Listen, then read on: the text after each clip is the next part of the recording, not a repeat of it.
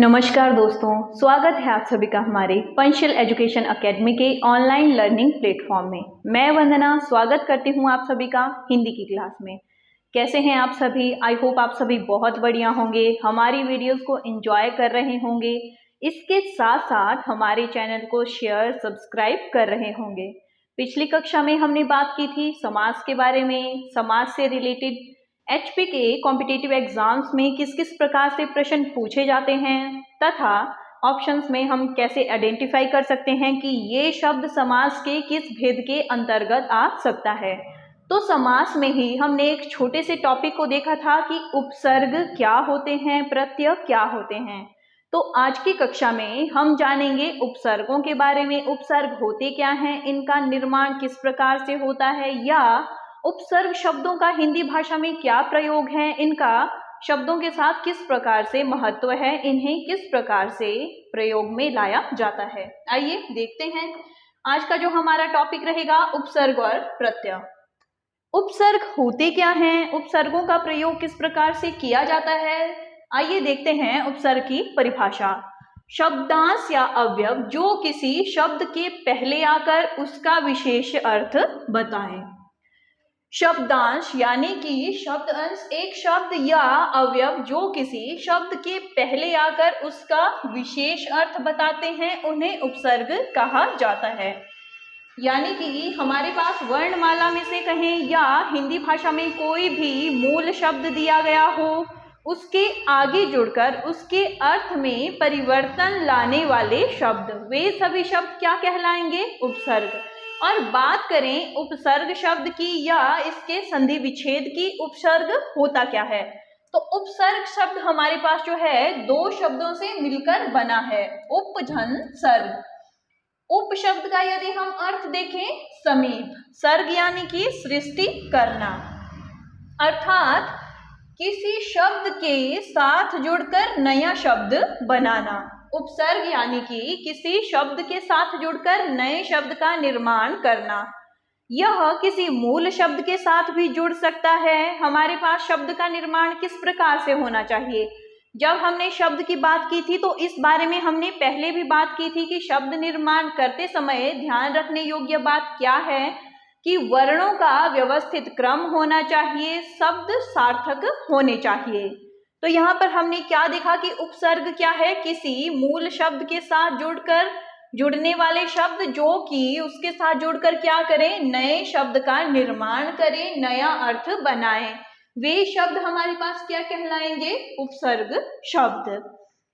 अब देखते हैं कि हिंदी भाषा में उपसर्ग किस किस भाषा से लिए जाते हैं, या हिंदी भाषा में उपसर्गों का प्रयोग किस प्रकार से होता है। हिंदी में मुख्यतः 4 प्रकार के उपसर्ग होते हैं। सबसे पहले तो हमने देखा कि उपसर्ग क्या होते हैं। मूल शब्द के प्रारंभ में जुड़ने वाले शब्द जो कि उसके प्रारंभ में जुड़कर उसके अर्थ में परिवर्तन ला दें या नया शब्द निर्माण करें। अब बात करते हैं कि उपसर्ग होते कितने प्रकार से हैं तथा इन्हें किस किस आधार पर विभाजित किया जाता है। आइए देखते हैं उपसर्ग कितने प्रकार के? 4 प्रकार के। नंबर 1, संस्कृत भाषा के उपसर्ग, या इन्हें तत्सम शब्द भी कहा जा सकता है। दूसरे, हिंदी के उपसर्ग, इन्हें तद्भव शब्द भी कहा जा सकता है। उर्दू के उपसर्ग, और नंबर 4, अंग्रेजी भाषा के उपसर्ग या विदेशी उपसर्ग। उपसर्ग हिंदी भाषा में कितने प्रकार से प्रयोग हो सकते हैं? 4 प्रकार से। नंबर 1, संस्कृत भाषा के उपसर्ग, जिन्हें संस्कृत भाषा के उपसर्ग कहें या तत्सम शब्द कहें। नंबर 2, हिंदी भाषा के उपसर्ग, यानी कि रूपांतरित करके लिखे गए शब्द, इन्हें तद्भव भी कहा जा सकता है। नंबर 3, उर्दू के उपसर्ग, और नंबर 4, विदेशी भाषाओं से लिए गए उपसर्ग, यानी कि वे शब्द जो कि अंग्रेजी भाषा से कहें या किसी अन्य भाषा से लिए गए हो, हिंदी भाषा में मूल शब्द के साथ प्रयोग हो, वे सभी शब्द क्या कहलाएंगे? अंग्रेजी के उपसर्ग कहें या विदेशी उपसर्ग। आइए अब जानते हैं कि संस्कृत के उपसर्गों को हिंदी भाषा में किस किस प्रकार से प्रयोग लाया जाता है तथा इनसे किस किस प्रकार शब्दों का निर्माण किया जाता है। बात हो रही है उपसर्ग के पहले भेद संस्कृत के उपसर्ग। संस्कृत में उपसर्गों की संख्या कितनी है? संस्कृत में उपसर्गों की संख्या 22 है तथा वे 22 उपसर्ग कौन कौन से हैं? कई बार एग्जाम में हमें क्या है, मूल शब्द दिया गया होता है या उपसर्ग के साथ ही शब्द लेकर दिए गए होते हैं तथा प्रश्न इस प्रकार से पूछा जाता है कि निम्नलिखित शब्द में किस उपसर्ग का प्रयोग किया गया है। कई बार हमें पूछ लिया जाता है संस्कृत का उपसर्ग है, हिंदी का उपसर्ग है या विदेशी भाषा का उपसर्ग है।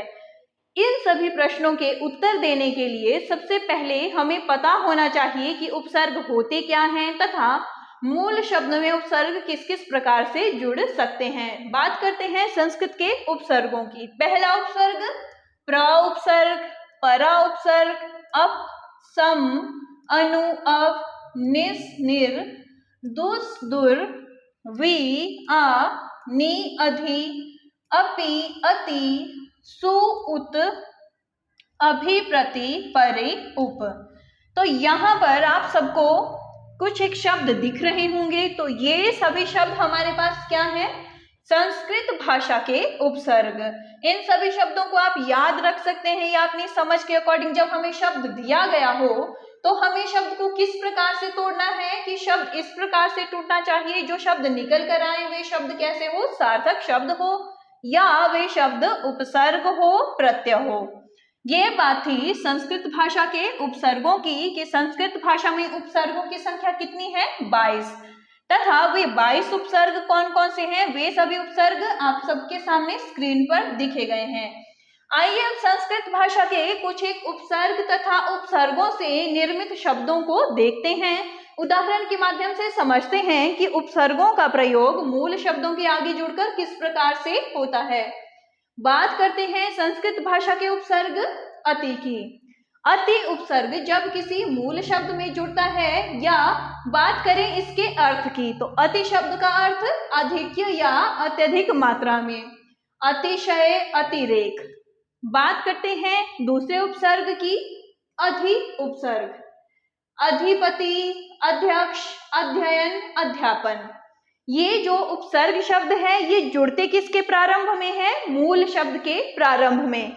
यदि यहाँ पर हम देखें अध्ययन शब्द, इसका हम संधि विच्छेद करें तो हमारे पास जो दो शब्द निकल कर आएंगे अधिधन, अध्ययन, अधिधन, अयन, अध्ययन। तो उपसर्ग वे शब्द जो कि मूल शब्द के प्रारंभ में जुड़कर उसके अर्थ में परिवर्तन ला दें। अगला उपसर्ग अनु उपसर्ग, अनुकरण, अनुमोदन, अनुक्रम, अनुताप, अनुज, अनुभवती। तो यहाँ पर आप देख सकते हैं जब अनुभवती शब्द का संधि विच्छेद करते हैं तो हमारे पास दो शब्द निकल कर आते हैं, अनुधन, भवती। अनु शब्द उपसर्ग, भवती शब्द मूल शब्द। बात करें अगले उपसर्ग की, अप उपसर्ग, अपकर्ष, अपमान, अपकार, अपजय या अपकरोति। अपकरोति शब्द का विभाजन करने पर हमारे पास दो शब्द निकल कर आते हैं, अपधन, करोति। इस उदाहरण में हम देखें अप उपसर्ग तथा करोति मूल शब्द। तो ये बात थी संस्कृत भाषा के कुछ एक शब्दों की, उसमें प्रयुक्त हुए उपसर्गों की कि उपसर्ग का प्रयोग किस प्रकार से होता है, उपसर्ग मूल शब्द के प्रारंभ में जुड़ते हैं। ये बात ही संस्कृत भाषा के उपसर्गों की। अब बात करते हैं उपसर्गों के दूसरे भेद, हिंदी भाषा में उपसर्ग। जिस प्रकार हमने देखा कि संस्कृत भाषा में उपसर्गों का प्रयोग मूल शब्द के प्रारंभ में हो रहा था, उसी प्रकार हिंदी भाषा में भी कुछ एक उपसर्ग प्रयोग में लाए जाते हैं जिनका की अर्थ परिवर्तित करके वे सभी शब्द संस्कृत भाषा से ही लिए होते हैं परंतु अर्थ परिवर्तित करके उन्हें हिंदी भाषा में प्रयोग किया जाता है। यहाँ पर हमारे सामने स्क्रीन पर कुछ एक हिंदी के उदाहरण लिखे गए हैं। सबसे पहले कॉलम में हमारे पास उपसर्ग का नाम दिया गया है, दूसरे कॉलम में उपसर्ग का अर्थ तथा इसके बाद उसके कुछ एक उदाहरण दिए गए हैं। आइए देखते हैं। सबसे पहला उदाहरण हमारे पास सम। सम उपसर्ग की यदि हम बात करें तो इसका हम अर्थ हमारे पास क्या रहेगा? बराबर। तथा इससे निर्मित कुछ एक शब्द समतल, समदर्शी, समकोण या समकक्ष। सम उपसर्ग, इसका अर्थ बराबर तथा इससे निर्मित कुछ एक शब्द समतल, समदर्शी, समकोण, समकक्ष। बात करें अगले उपसर्ग की, अन उपसर्ग। अन उपसर्ग का अर्थ हमारे पास बिना तथा इसके उदाहरण अनपढ़, अनदेखा, अनसुना या अनजान। अगला उदाहरण देखें, अध। अध यानी कि आधा। अधमरा, अध कचरा, अध जला, अध पका। अगला उदाहरण ऊ। ऊ यानी कि ऊंचा या उजड़ना, उचक्का। अगला उदाहरण उन। उन यानी कि एक कम, 19, 29, 39, 49। अगला उदाहरण अ। अ यानी कि बुरा या नीचे, अगुण, औसर, औतार। अगला शब्द क। क उपसर्ग, इसके अर्थ की यदि हम बात करें बुरा, कपूत। तो इस तरह से आप देख सकते हैं कि जिस प्रकार संस्कृत भाषा में उपसर्गों का प्रयोग करके कुछ एक शब्द निर्मित किए जा रहे थे, उसी प्रकार इसके दूसरे भेद हिंदी भाषा के उपसर्ग। हिंदी भाषा में भी कुछ एक शब्द हैं जो कि उपसर्ग के तौर पर प्रयोग किए जाते हैं। यहाँ पर हमने देखे कुछ एक उपसर्ग, इनके उदाहरण तथा फिर इनसे निर्मित कुछ एक शब्द। अब बात करते हैं उपसर्ग के तीसरे भेद, उर्दू भाषा के उपसर्ग। आइए देखते हैं कि उर्दू भाषा के किन किन शब्दों को हिंदी भाषा में लेकर उपसर्ग के तौर पर प्रयोग किया जाता है तथा उनसे किस प्रकार शब्दों का निर्माण किया जाता है। उर्दू भाषा के उपसर्गों की यदि हम बात करें, पहला उपसर्ग अल। अल, एन, कम, खुश, गैर, दर, ना, फिल, ब, बद, बर, बा, बिल या बिला। तो ये उर्दू के कुछ एक शब्द हैं जिनका प्रयोग हिंदी भाषा में उपसर्ग के तौर पर किया जाता है तथा इनसे कुछ एक शब्दों का निर्माण किया जाता है। आइए देखते हैं कि इनसे किस किस प्रकार से शब्द बनाए जाते हैं। पहला उपसर्ग हमारे पास दिया गया है अल। इससे निर्मित शब्द अलविदा, अलविता। यदि इन शब्दों को कहा जाए कि ये शब्द किस भाषा के अंतर्गत आएंगे या शब्दों के किस समूह के अंतर्गत आएंगे, तो ये शब्द हमारे पास क्या रहेंगे?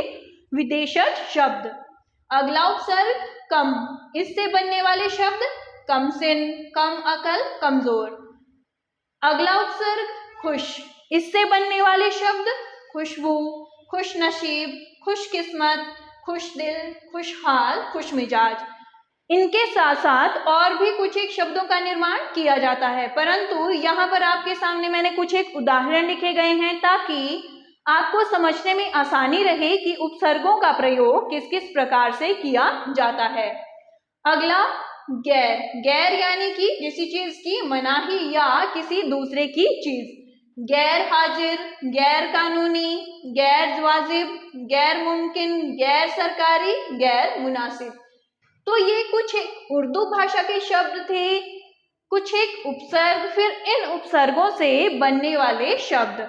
इन उपसर्गों का शब्द निर्माण में किस किस प्रकार से महत्व है तथा इनसे किस किस प्रकार से शब्द बनाए जा सकते हैं। अब बात करते हैं उपसर्ग के आखिरी भेद, विदेशी उपसर्ग। जिस प्रकार हमने देखा संस्कृत भाषा में उपसर्गों में संस्कृत से लिए हुए शब्द, हिंदी में हिंदी से तथा उर्दू से लिए हुए कुछ एक शब्द, उसी प्रकार विदेशी भाषा में कौन से उपसर्ग आएंगे? हिंदी भाषा में अन्य भाषाओं के शब्द भी प्रयुक्त होते हैं तथा उनके कुछ एक उपसर्ग जो हैं हिंदी भाषा में प्रयोग किए जाते हैं और उन उपसर्गों को क्या कहा जाता है? विदेशी उपसर्गों की संज्ञा दी गई है। हमने देखा कि हिंदी भाषा में क्या है, विभिन्न भाषाओं के कुछ एक शब्द प्रयोग किए जाते हैं, परंतु कुछ एक शब्द ऐसे हैं जिनका प्रयोग उपसर्गों के तौर पर किया जाता है। आइए देखते हैं वे कौन कौन से शब्द हैं तथा उन उपसर्गों से किस किस प्रकार शब्दों का निर्माण किया जा सकता है। पहला उपसर्ग बे। बात करें इसके अर्थ की, इसका अर्थ रहित। बेघर, बेवफा, बेदर्द, बेसमझ, बेवजह, बेहया, बेहिसाब। एग्जाम में हमें केवल शब्द दिया जाता है तथा कहा जाता है कि इस शब्द में कौन से उपसर्ग का प्रयोग हुआ है।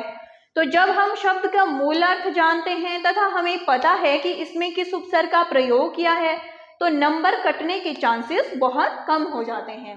अगला उपसर्ग दर। इसके अर्थ की बात करें में, दरअसल, दरबार, दरखस्त, दर हकीकत, दरमियान। अगला उपसर्ग बा यानी कि सहित, बाइज्जत, बामुलाइजा, बाअदब, बकायदा इत्यादि। अगला उपसर्ग हम देखें कम। कम यानी कि अल्प, कम अकल, कम उम्र, कमजोर, कम समझ, कम बखत। अगला उपसर्ग ला, परे या बिना, लाइलाज, लावारिस, लापरवाह, लापता तथा लाजवाब।